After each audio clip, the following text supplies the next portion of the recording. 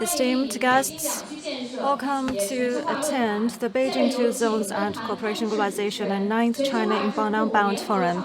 Now, let me give the floor to the moderator, Miss Miao Maple Miao, Secretary General of CCG.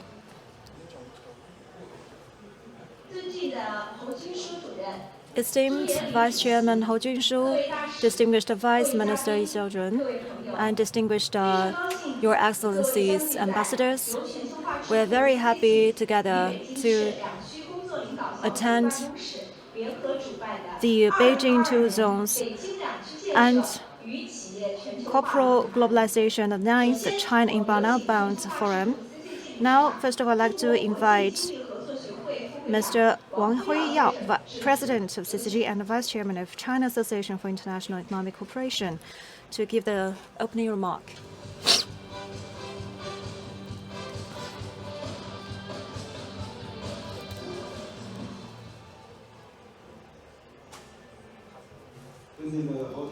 Esteemed Vice Chairman Junshu, Vice Minister Xiaozhun, Vice Chairman Yanli, Excellency UN Coordinator Sid Chatterjee, and also Ambassador of UAE, Your Excellency Ali Dehahiri, and also all the Excellency. We're going to also introduce you at our Ambassador Roundtable. Ladies and gentlemen, 各位嘉宾、各位朋友。 Ladies and gentlemen, opening, I'll speak in Chinese. 各位嘉宾、各位朋友。 respected leaders and guests, welcome attend the Beijing Two Zones and Corporate Globalization and 9th China Inbound-Outbound Forum 2022. And the Inbound and Outbound Globalization Forum is held on the 3rd activities, and this is the 9th consecutive Inbound and Outbound Forum. And we have the present here, the leaders from the governmental agencies, ambassadors of different countries, and representatives from international organizations and business people. I'm very happy to gather here with all of you. And this forum was jointly organized by CCG and the Office of the Leading Group of Beijing Two Zones, with promoting the development of the two zones with industrial innovation and promoting a sustainable future with digital technology as the theme. I'd like to thank Beijing Municipal Bureau of Commerce and Office of the Two Zones for their support for the forum. 2022 is an extremely extraordinary year with the occurrence of the epidemic, the outbreak of Russia-Ukraine crisis at the beginning of the year, severe and complex challenges between China and the United States, escalation of the geological games, and the escalation of the downward pressure on the global economy. At this situation, the global arena needs more openness and voice of the rational cooperation.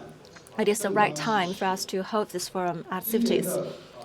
From June to July this year, a CCG delegation embarked a month-long two-track diplomatic tour across 3 continents, visiting Singapore, United States, France, Germany, Belgium, and South Korea, to exchange with the think tank scholars, business leaders, officials from the governments of various countries. This was also the first overseas visit of China's think tank delegation since outbreak of pandemic, which attracted a lot of attention at home and abroad, and it was called a whirlwind tour and ice-breaking tour by the international media, by initiating people-to-people exchanges between China and foreign think tanks after the pandemic. On the way, we also felt that the importance of strengthening communication and cooperation between countries to enhance trust and clear doubts, as well as for joint development of the world. CIFTIS is the single one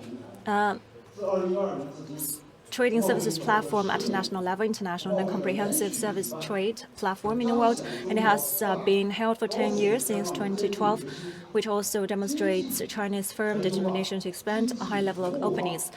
And pivoting to service is the trend of the world economy, and trading services is becoming more and more important in global economic and trade cooperation. The Organization of Cities is conducive to strengthening global economic and trade cooperation and helping service trade companies to go inbound and outbound. China's Inbound and Outbound Forum is committed to building a new type of World Economic Forum based in China Global, and is the largest and most authoritative international high-level communication platform focusing on enterprise globalization strategy in China since its inception. It has brought a feast of ideas and business leaders, government officials, experts and scholars, foreign envoys and experts from international organizations and etc. With its high-end professional and internationalization, it has become the largest and most influential forum in China for enterprises to bring in and go out, as well as an annual ideological event for all subjects of China's globalization development. So in this year, in the 50s, we're going to have 3 roundtable discussions and sessions focusing on 3 perspectives. One is the recovery of the trading services in the world in post-pandemic era, and the second is the new trends of sustainable development and globalization for enterprises. The third one is featuring the new patterns of the digital economy. So trading services and digital globalization will become the new momentum for the world globalization in economy. And we can see the digital trade has tremendously enhanced. Half of the trading services has been realized by digitalization. And Chinese enterprises going out and bringing also made very tremendous efforts and achievements, especially the multinationals' investment in China is very arduous. And we're going to talk about these new trends and new highlights of the globalization in this forum. And right now, protectionism is on the rise, but opening is still the mainstream of international society, especially China is pushing forward a high level of the opening up and seeking the joint efforts for common and mutual prosperity. Recent years, we have issued a series of opening measures.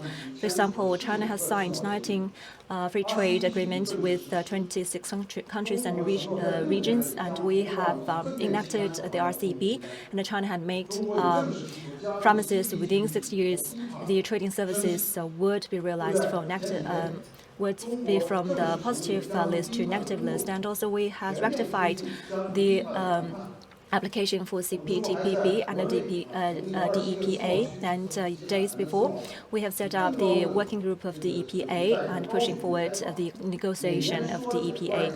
And also we shortened the negative list of the foreign investment every year.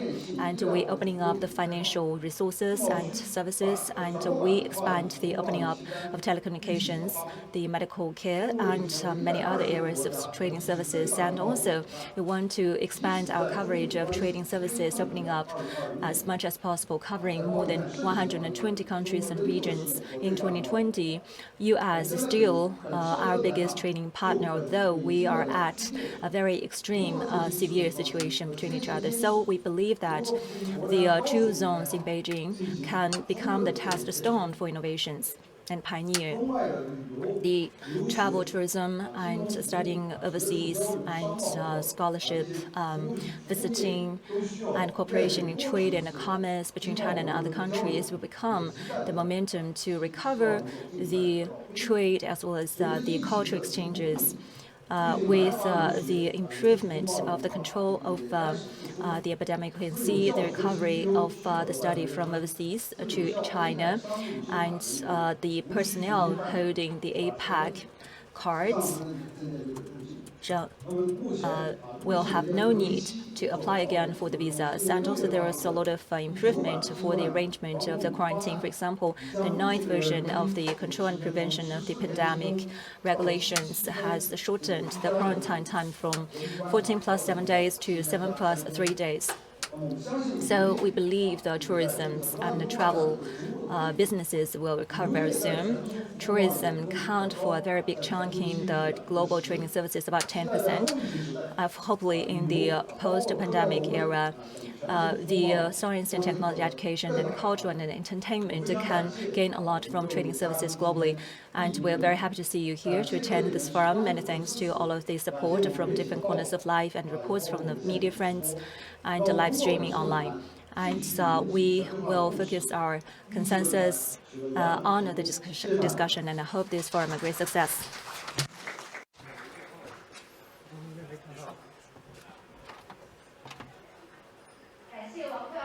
Thank you, Mr. Wang. Next, let me give the floor to Vice Chairman of the Standing Committee of Beijing Municipal People's Congress, Mr. Junshu, to give a keynote speech.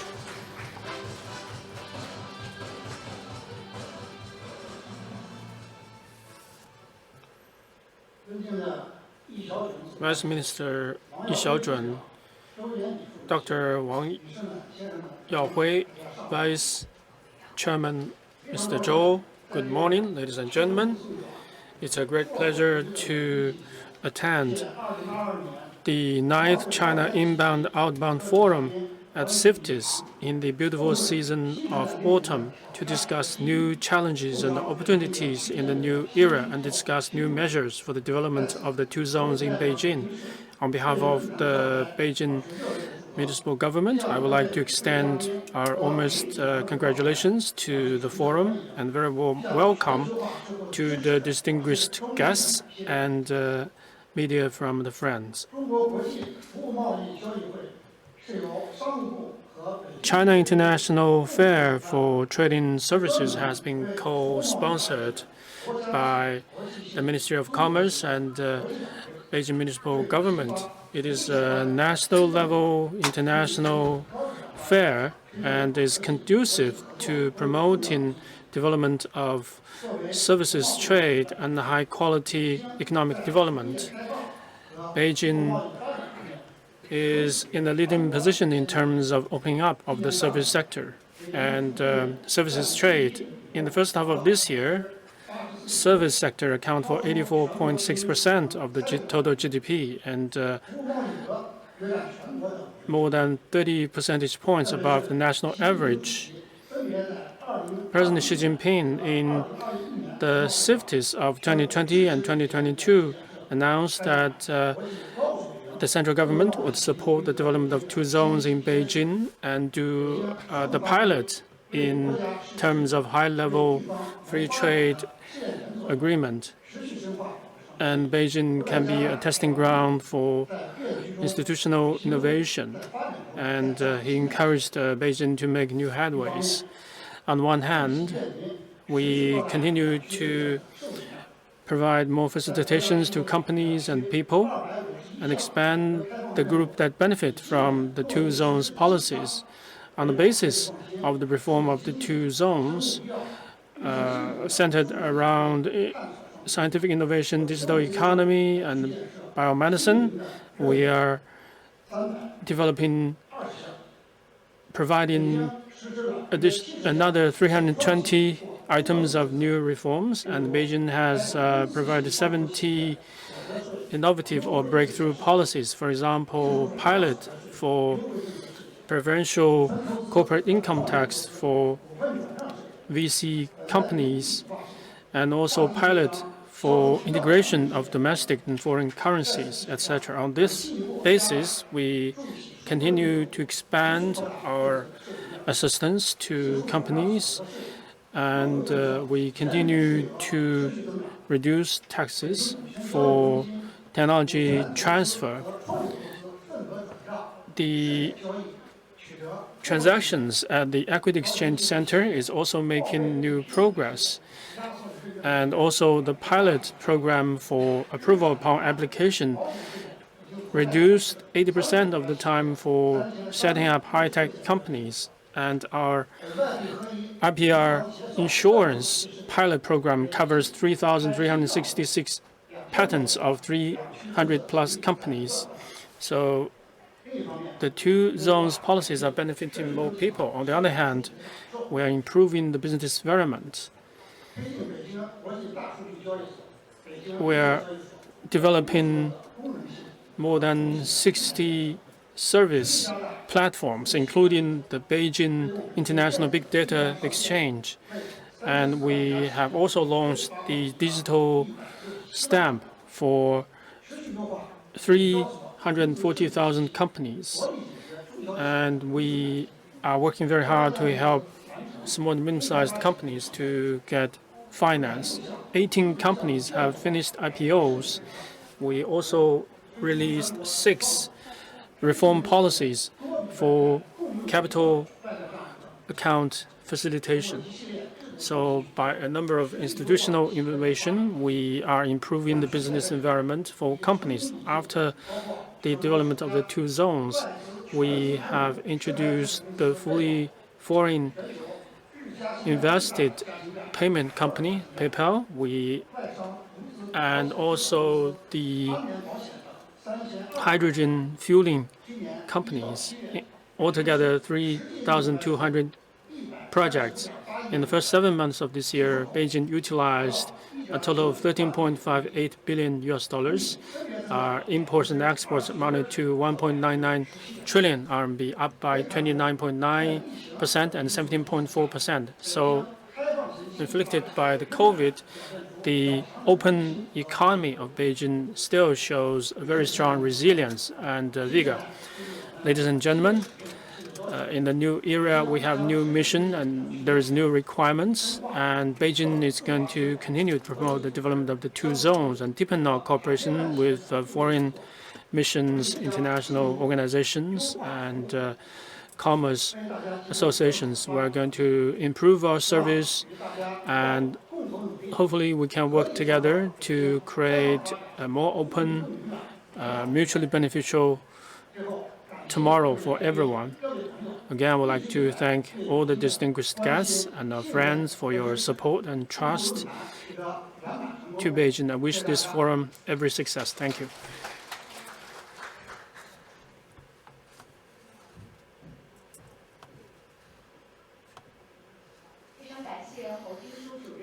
Thank you. Thank you, Vice Chairman Junshu. Next, the speaker is the former Deputy Director General of WTO and former Vice Commerce Minister of China, Mr. Xiaozhun. Due to some reasons, Mr. Yi cannot be here, but he has prepared a video message for us. Good morning.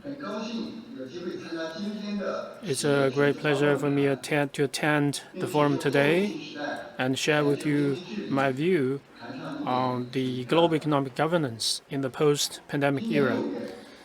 In June this year, the latest WTO services trade barometer has risen to 105.5 points, significantly higher than the goods trade barometer index. This showed the resilience of global services trade and that people's consumption patterns are shifting from goods to services again. Countries are finally seeing the light of victory in the ongoing fight against the COVID pandemic. Yet not long ago, the World Bank issued a forecast that the world economy could plunge into the biggest decline in 80 years. With inflation rates high in Europe, the US and emerging economies, all exceeding 8%, extreme climate events, and the world hunger and malnourished population set to increase by 13 million on top of the 770 million in 2021. Under the crisis, global economic governance is facing multiple challenges. First, the economic recession is coming in our way. At present, the global economy is already showing a stagnant trend of high inflation, high debt, high interest rates, and low growth. If the Russian-Ukraine crisis continue into the long term, it will further aggravate the world's energy and food shortages and trigger a global economic crisis of the same scale as the one in 2008.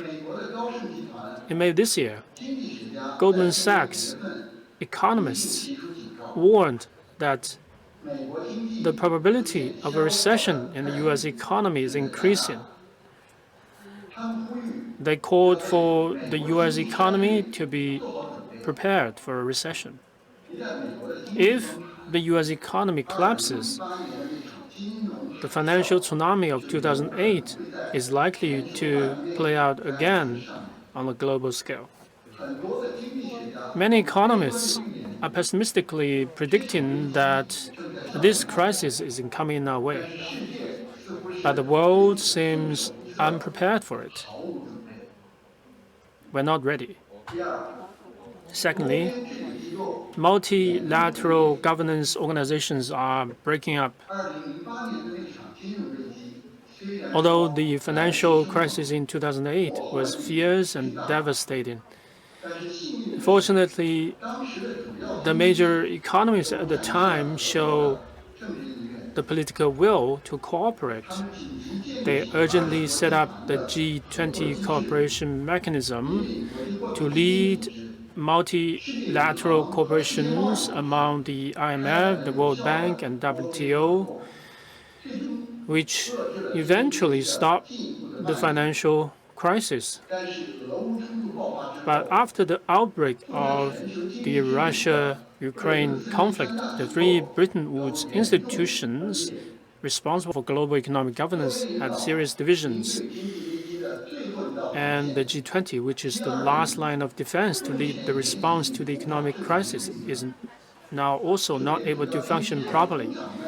And it is difficult even for ministers and leaders of major economies to sit in one room and have meetings. Under such circumstances, in the event of a new global pandemic or a financial crisis with worldwide repercussions, countries are bound to beggar their neighbors and build high barriers, as they did during the Great Depression of the 1930s with unthinkable consequences. Thirdly, the rule-based global trade governance structure is collapsing. In recent years, the multilateral trading system represented by the WTO has been facing great challenges, such protectionist measures as prioritizing domestic products and returning industrial manufacturing operations to the homeland, which used to be unspeakable, can today be held up as national policies. The cornerstones of WTO, such as trade liberalization and its facilitation, globalization, non-discriminatory treatment, especially most favored nation treatment, have been undermined. More and more trade protection measures and unilateral economic sanctions are being introduced under the guise of national security, posing a major challenge to the authority and effectiveness of the WTO. Even the WTO dispute settlement mechanism, once held by the world as the crown jewel, has been paralyzed indefinitely. The WTO, which is responsible for global trade governance, has been greatly weakened. It is clear that the world today has entered a period of crisis and volatility. In addition to economic and trade crises, mankind is also facing crises in global health, food, energy, debt, refugees, climate change, environment, and decoupling and interrupted supply chain. I believe that in the face of these global crises, no country, big or small, can be left alone, and no country is spared. For the sake of their own countries and the common interest of mankind, all countries, especially the big powers, should abandon the zero-sum Cold War mentality and take the initiative to shoulder their responsibilities and build bridges through strengthening multilateral corporations in the G20 and the Bretton Woods system, so as to reconnect the already severely divided and fragmented world. Thank you.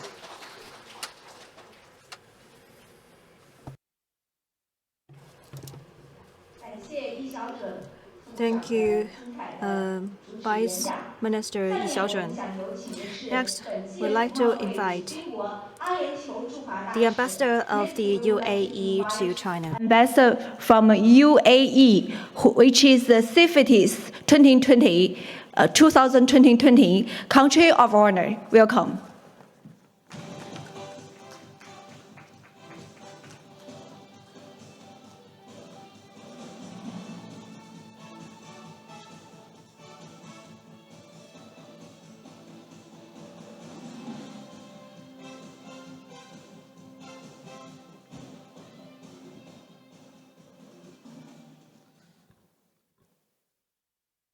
Excellencies, distinguished guests, ladies and gentlemen, very good morning. I would like to thank President Wang to give me such an opportunity and to thank CCG for their thoughtful invitation and for the opportunity to address you all at this timely 9th China Inbound and Outbound Forum. It is always a pleasure to join with my esteemed colleagues, both old and new, at this round table. This year's event is of a special significance for the UAE, as we are privileged to be invited as the 2022 CIFTIS Country of Honor.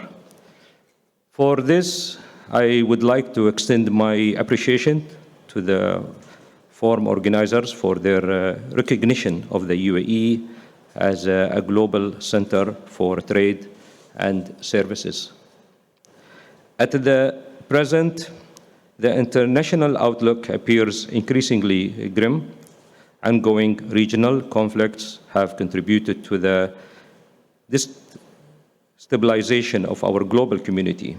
The world economy also has been further jeopardized, with the growth weighed down by continued supply chain disruption, volatile energy markets, and growing divide in the international economic system.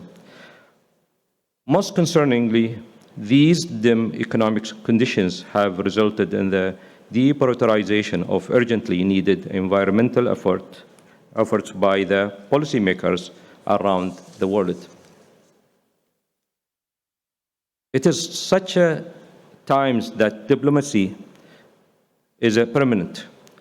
Undoubtedly, countries must remain committed to a shared vision of a free and open global market, as well as to a common cooperative security. The UE-China Comprehensive Strategic Partnership exemplifies this vision of the united and prosperous world. As a result of our close relationship, more than 650 projects in China have attracted investments from the Emirates, many concentrated in the energy, banking, and shipping sectors. Chinese free trade zones and ports have also increasingly attracted significant interest. Conversely, the UAE is also China's largest export market and its largest non-oil trading partner in the Middle East and North Africa. When the flow of goods between countries slows, we must embrace digital solutions, both to ameliorate decline in trade in products and to enhance trade in services. The UAE has already taken steps in this regard. And while digital industries already contribute to a tenth of our overall economic output, we aim to double this contribution within the decades. Given China's pioneering role in e-commerce and technological innovation, I fully expect trade and cooperation between our two countries to increasingly occur through activity in the digital economy. Above all else, we must keep our eyes to the future. A sustainable future. On this, the UAE and China also seem to be of one mind. My country applauds China's twin carbon agendas, as we see them mirrored in our own UAE net zero by 2050 initiatives. Despite economic headwinds in the present, future generations cannot afford for the international community of today to abrogate its environmental duties. Thanks to strong national leadership, the UAE has already achieved success in its transition away from its former fossil fuel-based economy. For this time, UAE non-oil foreign trade exceeded in UAE currency dirham 1 trillion in just half a year, a sum worth 60% of our national GDP in 2021. Increasingly, the Emirati people will be known for their expertise in innovation, the digital industries, professional services, and sustainable energy, rather than for resources extractions. As the global and increasingly multipolar community seeks innovative solutions to these rapidly arising challenges, clarity of vision and unity of purpose will be crucial for making progress. The UAE strives to work together with China and other like-minded countries, finding solutions to these urgent cross-border challenges and to re-energize global economic growth. I am confident that this year's forum will be fruitful, as it will be inspiring. I look forward to contributing to a lively and productive discussion with my fellow ambassadors and honored guests. Thank you very much.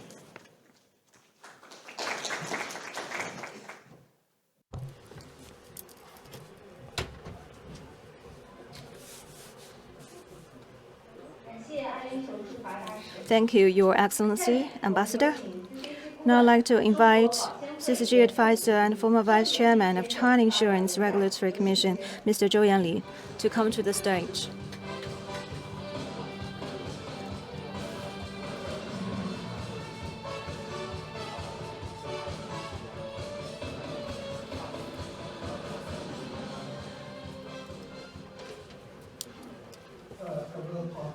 English. Honorable Vice Chairman ZHOU, President Wang Huiyao, Honorable Ambassador Ali Obi Allah Dahale, ladies and gentlemen, good morning. It is my pleasure to attend Beijing 2 Zones and Corporate Globalization and the 9th of China Inbound-Outbound Forum, held under 2022 China International Fair for Trade in Services. Today's theme is Digital Technology Promotes a Sustainable Future. And the title of my speech I will share with you is about promoting high-quality development of a digital economy by the rule of law. In the years, the technological innovation, such as the global internet, big data, cloud computing, and artificial intelligence and blockchains, have accelerated or increasingly interwoven into fabric, economic and social development. The pace, scope, and the implementation of development of digital economy are unprecedented. In particular, the wide application of telemedicine, online education, sharing platforms, collective and collaborative office system, cross-border e-commerce.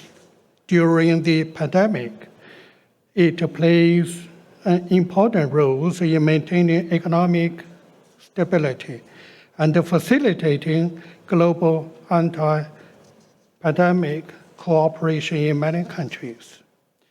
Under such circumstances, in order to fully tap the potential of digital economy in creating new product and new market, it is necessary to remove the trade barriers, enhance interoperability of different digital systems, to set a high level of international standards in this field.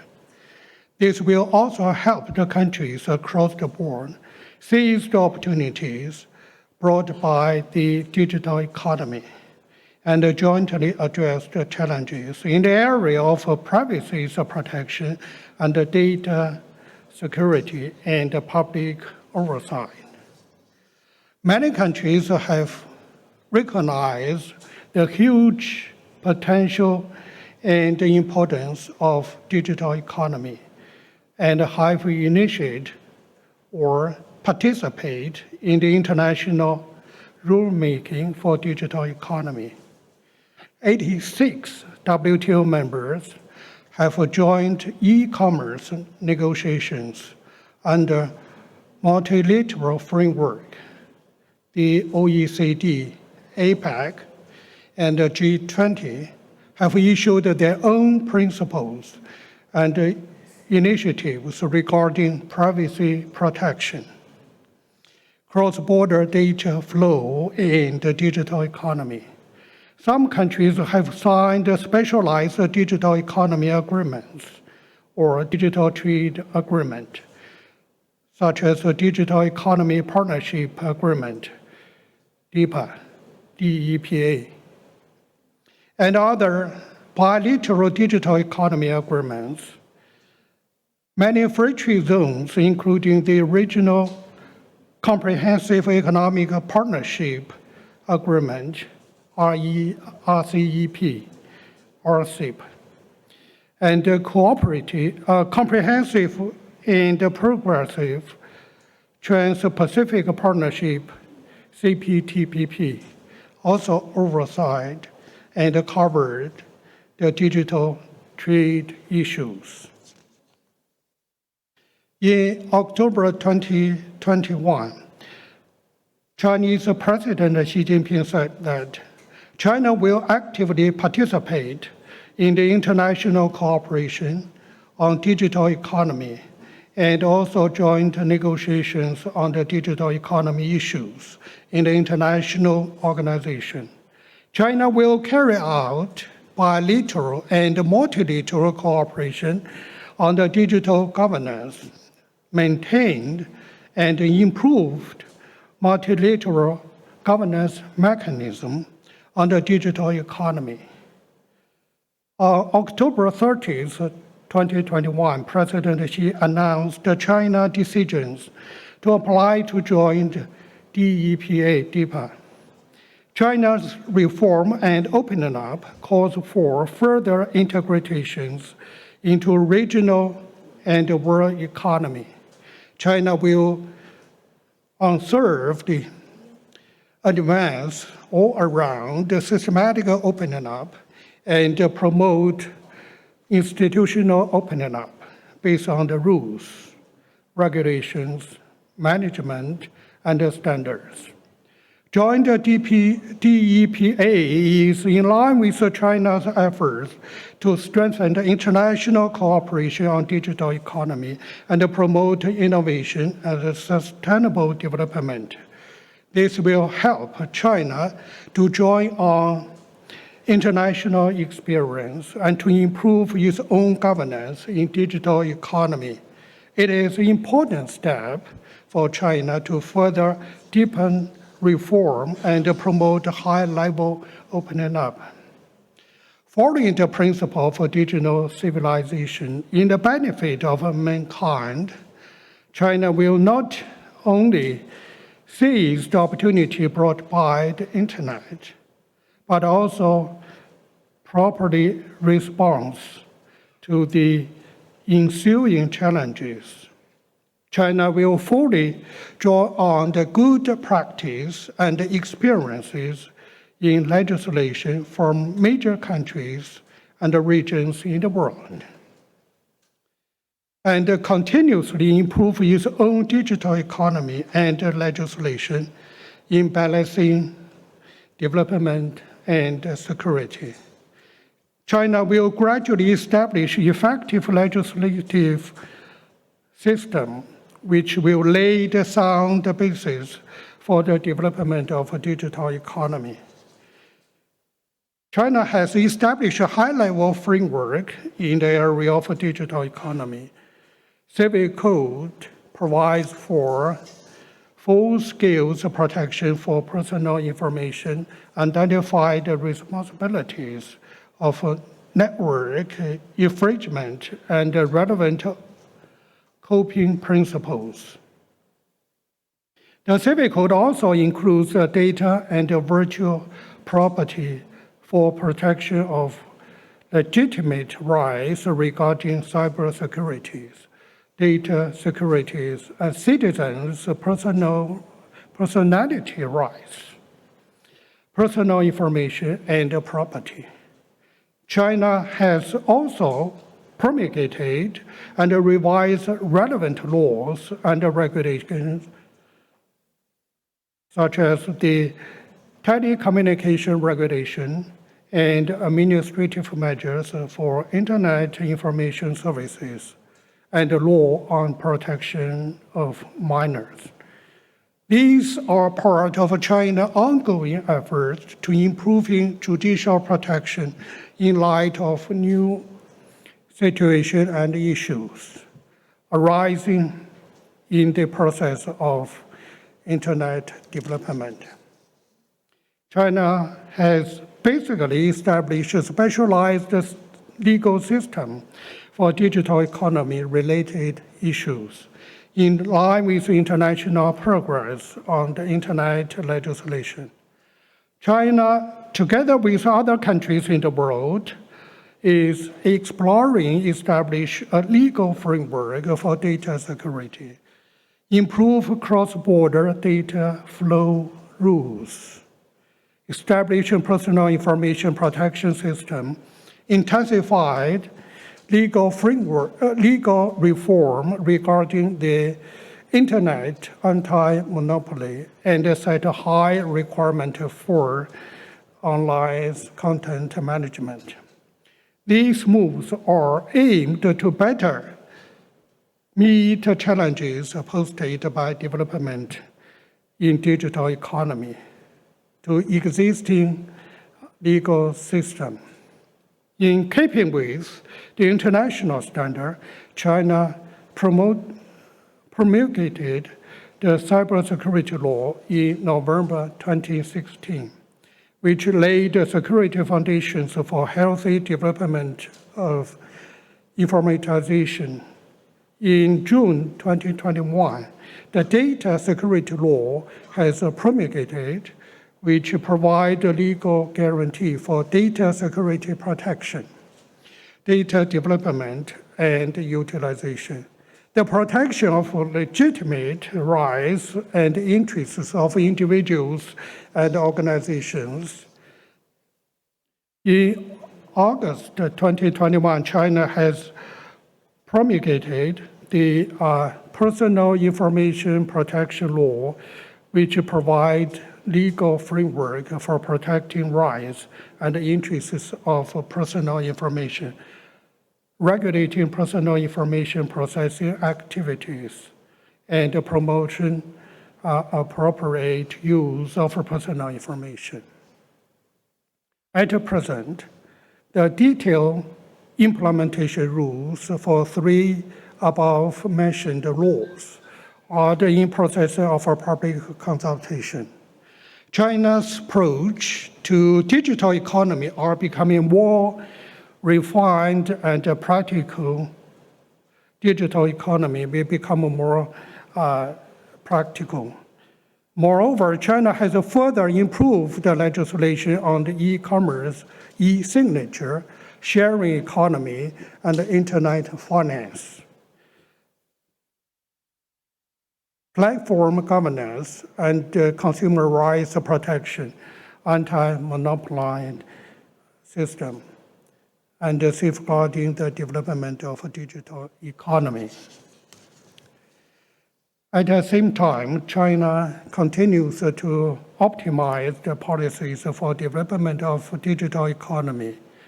From the perspective of top-level policy design and national strategy, China highly valued, actively implements the system and the policies, enables innovation and entrepreneurship, and the development of digital economy.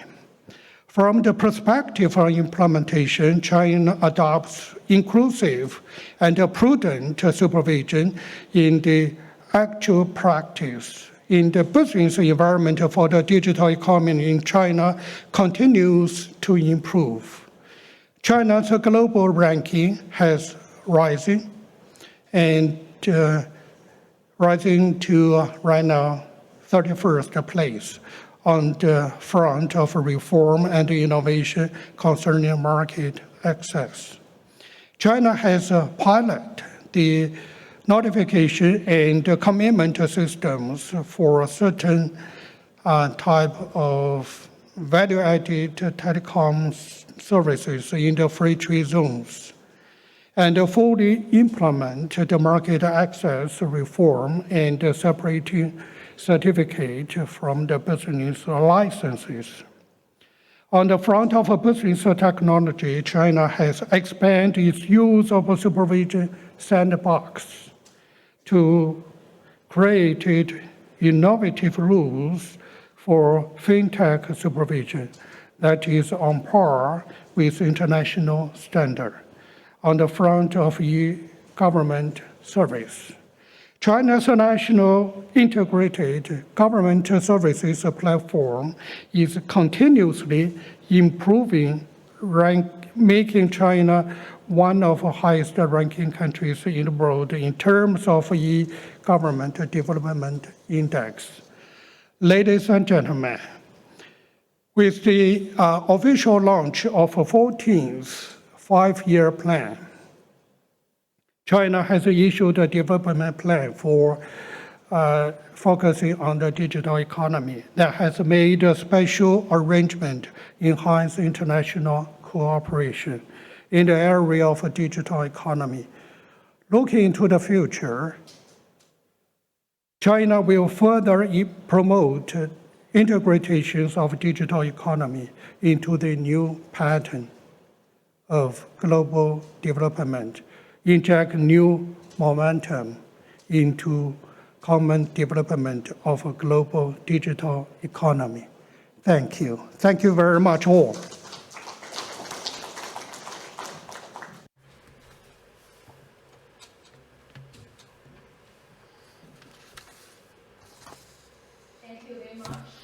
The remarks from Minister ZHOU, very wonderful. Thank you so much. Next, we would like to invite His Excellency Siddharth Chatterjee, United Nations Resident Coordinator in China. 下面我们有请来自联合国系统驻华协调员长期。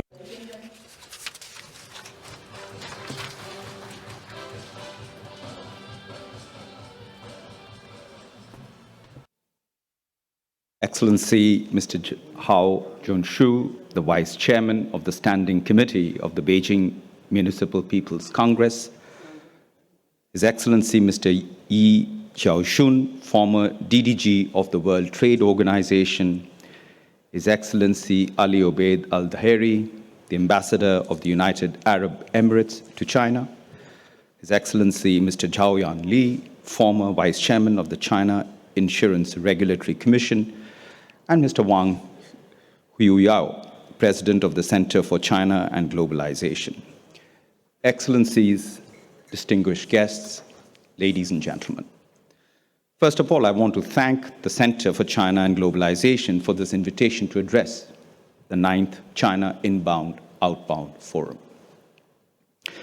I also want to specifically call out Henry and commend him as the president of CCG, for his leadership, his passion, and great intellectual acumen in driving CCG to become, perhaps, a best-in-class think tank. The world economy is transforming in large part to the rapid evolution and growing adoption of information and communications technologies. Although the pace of digital transformation varies, all countries, regardless of size and might, are affected. This has significant implications for the implementation of the 2030 Agenda for the Sustainable Development Goals, presenting immense opportunities, but at the same time, daunting challenges. Digital technologies are a powerful enabler of development, allowing countries to accelerate economic growth and link citizens to services and jobs. In times of crisis, from natural disasters to pandemics, including the COVID-19 pandemic, digital technologies boost our resilience by keeping people, governments, and businesses connected and empowered. Access to technology, however, is far from equal. Around the world, widening digital divides threaten to leave developing countries, especially the least developed countries, far behind. While 93% of the world's population lives within physical reach of mobile broadband or internet services, only 53.6% of the world's population can now use the internet, leaving an estimated 3.6 billion people without access. The least developed countries rank last, with only 19% of their populations using the internet. This is alarming, ladies and gentlemen, frankly unacceptable. With access to technology and digital economy, it will be harder to achieve the SDGs and improve the lives and livelihoods of the world's poorest and the most vulnerable in all countries. Unless we connect the dots, we face a disconnected future.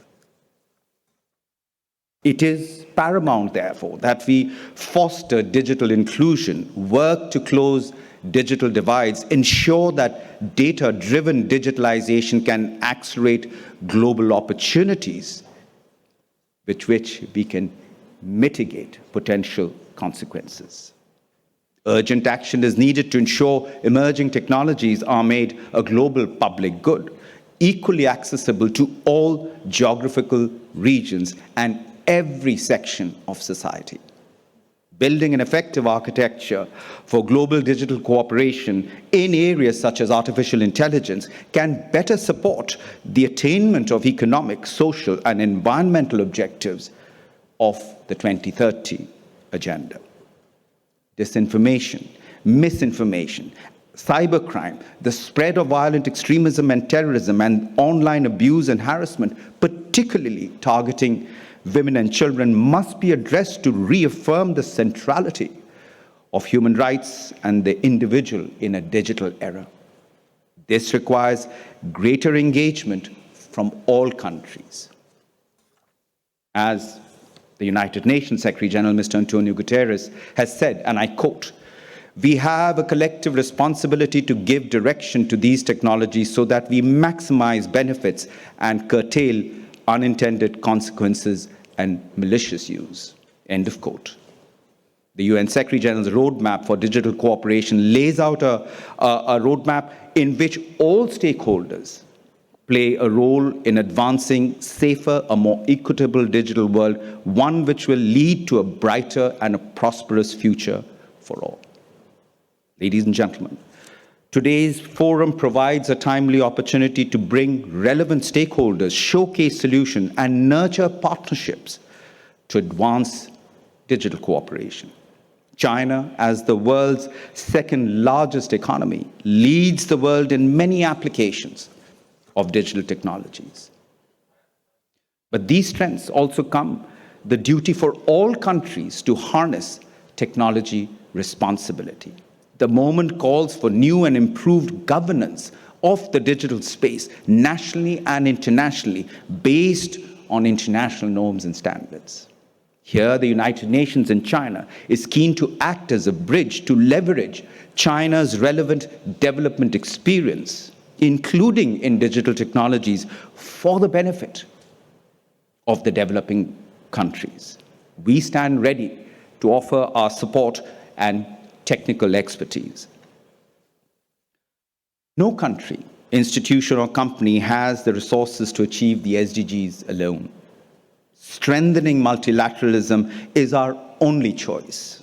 Through global partnerships, which includes governments, enterprises, individuals, we can take action and innovate together to realize the 2030 Agenda and its central promise to leave no one behind. After all, the Sustainable Development Goals is our global North Star. It inspires hope and must be achieved by 2030.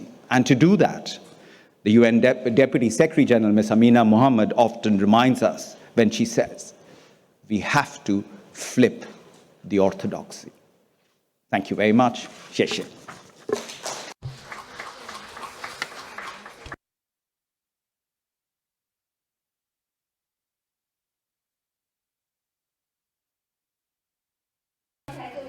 Thank you for all the excellent keynote speeches.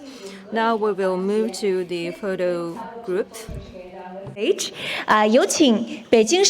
like to invite Vice Chairman Hou and Wang Huiyao, President of CCG,